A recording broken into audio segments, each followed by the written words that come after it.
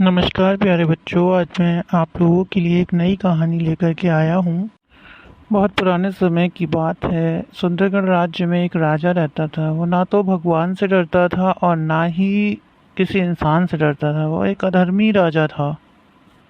लोगों को परेशान करने में उसे बहुत मज़ा आता था। वह हर किसी को अपनी संपत्ति समझता था और जिस किसी से जो भी चाहता था वो उससे ले लेता था। हा हा हा। मैं इस राज्य का राजा हूँ और मेरे राज्य में कितनी शांति है। सारे ही लोग मुझसे डरते हैं। महाराज की जय हो।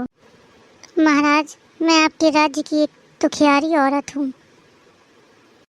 महाराज, मुझ दुखिया पर दया कीजिए। मेरा पति बाहर दूर देश में काम करता है और मेरा एक छोटा बेटा है, और हमारी जितनी भी ज़मीन थी वो यहाँ के लोगों ने धोखे से हथिया ली है। मुझे उस ज़मीन के लिए न्याय चाहिए। मुझ बेचारी को गुजर बसर करने के लिए भी दूसरों का मुंह ताकना पड़ता है। मैं जंगल से लकड़ियाँ काट कर लाती हूँ और उनको बेचती हूँ। मेरे पास सुबह के बाद शाम के खाने के लिए भी पैसे नहीं होते हैं। मेरा बच्चा 3 दिन से भूखा है। मैं बहुत मजबूरी में आपके पास बहुत आस लेकर के आई हूँ। मेरी सहायता कीजिए महाराज। ठीक है, तुम्हारी उचित सहायता की जाएगी। अब तुम जाओ। मैं अपने दरबारियों से कहता हूँ कि वो जाकर तुम्हारे विषय में जांच करें। धन्यवाद महाराज, मुझे आपसे यही आशा थी। अच्छा, अब मैं चलती हूँ। पता नहीं कैसे ये औरत अंदर आ गई। दरबारियों ने इसे रोका क्यों नहीं? उन्हें पता है कि ये मेरे आराम का समय है। अब तो बहुत दिन हो गए।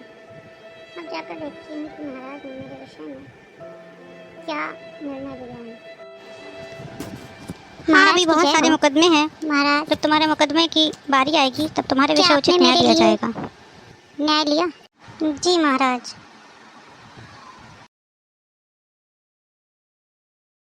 महाराज की जय हो।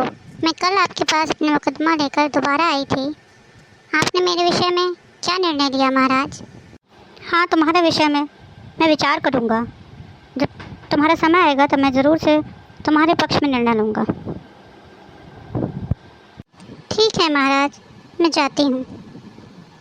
यद्यपि ना तो मैं भगवान से डरता हूँ और ना ही मैं किसी इंसान से डरता हूँ, फिर भी इस स्त्री ने मेरी नाक में दम कर रखा है। बार बार मुझे परेशान करने आ जाती है। कितनी बार मैं इसको टाल चुका हूँ, पर यह है कि मानती ही नहीं। मैं ऐसा करता हूँ, जल्द ही इसका न्याय चुका देता हूँ। जल्द ही जो भी इसका मामला है मैं उसे निपटा देता हूँ, ताकि ये स्त्री मुझे पास बार बार ना आए। महाराज की जय हो। महाराज, आपका बहुत धन्यवाद कि आपने सहायता करी कि मुझे मेरी ज़मीन वापस मिल जाए, और यहाँ तक कि मेरे जीवन यापन के लिए भी आपने इंतज़ाम किया। इसके लिए आपका धन्यवाद। मैं और मेरा परिवार आपका सदा आभारी रहेंगे। चलो, मुझे चैन मिला। अब ये स्त्री अब मेरे पास बार बार नहीं आएगी, और मुझे पहले कभी इतनी खुशी नहीं हुई जितना मुझे इसका मुकदमा निपटा कर हुई। तो देखा बच्चों, एक अधर्मी न्यायाधीश को भी उस स्त्री का न्याय चुकाना पड़ा। क्यों? क्योंकि वो बार बार कोशिश करती रही। अगर ऐसे ही हम भी अपने जीवन में बार बार कोशिश करते रहेंगे, बार बार प्रार्थनाएं करते रहेंगे, बार बार प्रयास करते रहेंगे, तो भगवान भी हमारी ज़रूर सुनेगा और हमारी सहायता करेगा। इस कहानी से हमें ये सीखने को मिलता है कि हमें हमेशा प्रयास करते रहना चाहिए, थक कर हार नहीं मानना चाहिए, और ना ही अपने प्रयासों को छोड़ देना चाहिए।